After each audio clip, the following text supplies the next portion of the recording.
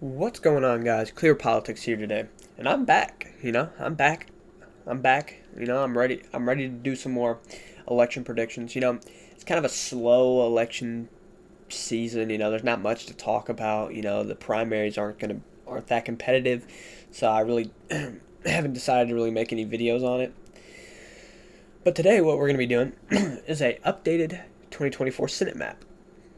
This won't be a very long video. I like to get my thoughts out there every once in a while. And without further ado, let's just go ahead and get the safe states out like we usually do. You have the Wyomings and the states are going to be safe. Like, no, I'm gonna throw West Virginia in there because no, there's no chance there. Okay, so I think these are all of the safe Republican states. Like these states are going Republican no matter what. Now let's go with the no matter what Democrat states. You got California. I'll throw New Mexico in there, but I'll put the margin a little lower. And I'll go ahead and throw in all these. In New York.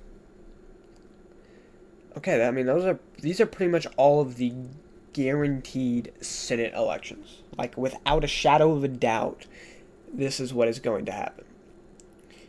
I'd put every dollar I have. All right, now let's go to the likely states. I'm gonna categorize Pennsylvania as a likely state. I don't think Republicans have any superstar candidates. Dave McCormick is an okay candidate, but he's nothing like gonna really shift the vote. And then Bob Casey, I think he won his last election by 13 points. Yeah, you could see an argument if Trump takes the state and there's not great turnout, maybe David McCormick could win, but I don't see that. Let's go to Florida. Rick Scott.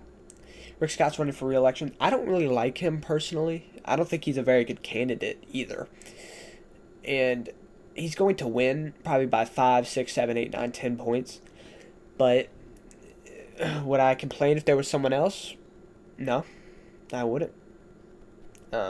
He's not a great candidate in my opinion, but I don't think Democrats have a bench there either. So I don't think they have any candidates really. Nobody really wants to run. Then we'll go to Texas. Ted Cruz, I think, has gotten a lot more popular since his last election. Believe it or not, I think he's gotten a lot more chill, calm, and relaxed.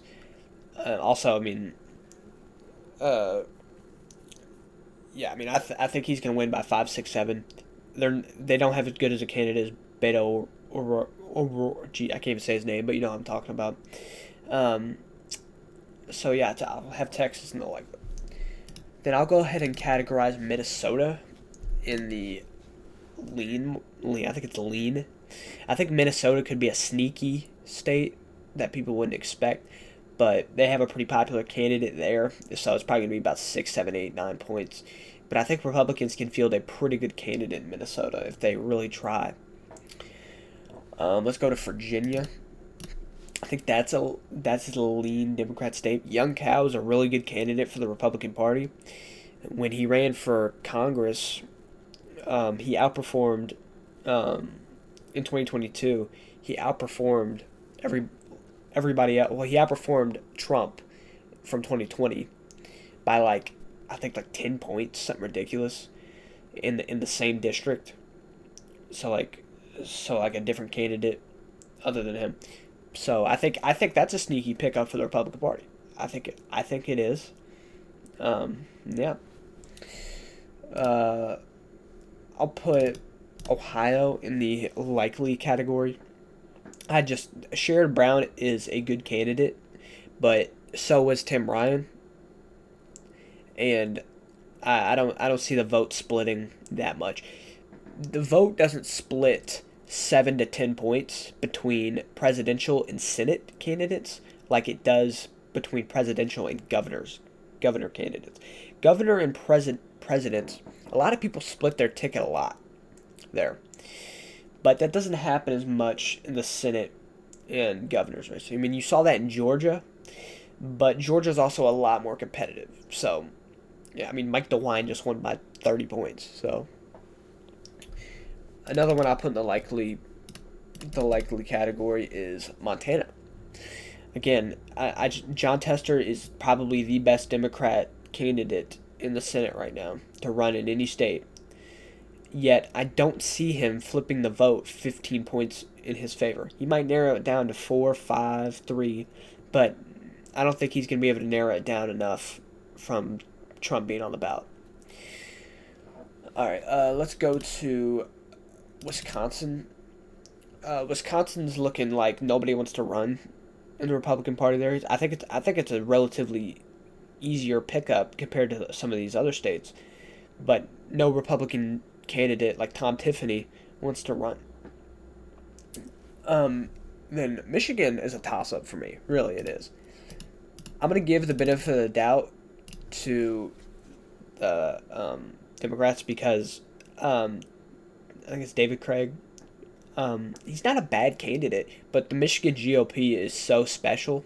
I mean, they can't fundraise to save their lives. I mean, I have more dollars in my wallet. I have $1 in my wallet, and I have more money than the Michigan GOP does. So it's like, it's so bad. It's so bad in Michigan. So I mean, really, I mean, they're not gonna spend any money because they don't have any.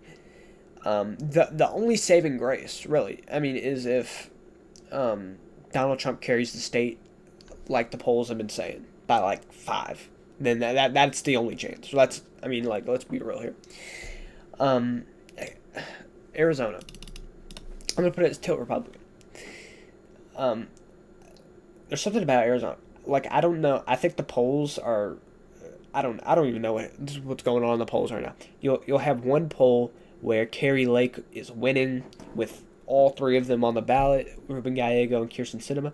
Then you'll have she's losing. Then you'll have Ruben Gallego polling at 30, Carrie Lake polling at 30, Kirsten Sinema polling at 25. It's like, I don't know. But here's the thing. I think Kirsten Sinema is going to take a lot more Democrat voters than people think. And really all Carrie Lake has to do is rally the base. Seriously. Like, if Trump, because Trump has a good shot of winning Arizona. Probably a better shot than in 2020. I feel like all he has to do is just rally the base around Carrie Lake and himself, and they will win the state, both of them. And then Nevada, I don't know. Nevada's a weird state. I'll put it at tilt Democrat, just because like you don't I don't know anymore with Nevada. Honestly, it's like Republicans will do pretty decent there. They're gonna do good there. Like, if Trump wins the state, whoever the nominee for the Republican Party is in Nevada will probably win. But I think it's just going to be really close for the presidential and the Senate.